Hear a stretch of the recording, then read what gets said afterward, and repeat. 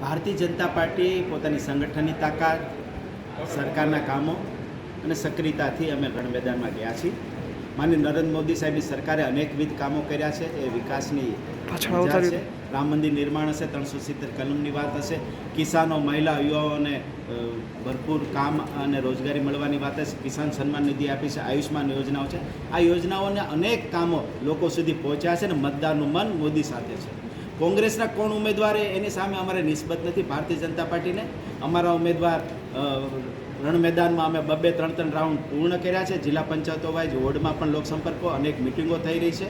4 લાખ જેટલી પરિચય પત્રિકાઓ પ્રત્યેક ઘરમાં પહોંચાડી છે અને 2 લાખ કરતાં વધારે મોદી સાહેબનો પત્ર ઘર ઘર સુધી પહોંચ્યો છે. પ્રત્યેક ઘર સુધી ભાજપનો કાર્યકર્તા પહોંચીને ઝંડી લગાડી છે અને આ કાર્યક્રમની વણઝારથી પ્રત્યેક મતદાતા સુધી ભાજપની સરકારની, મોદી સાહેબની, રૂપાલાજીની વાત કરી છે. ત્યારે કોંગ્રેસનો કોણ ઉમેદવાર આવે એની સાથે ભાજપને નિસ્બત નથી.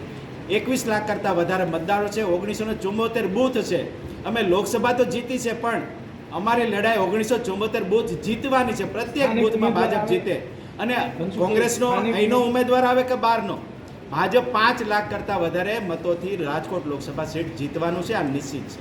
સાંજ સમાચાર ફેસબુક પેજને લાઇક કરો, વિડીયો શેર કરો અને વધુ વિગતવાર સમાચાર માટે sanssamachar.net વિઝિટ કરો.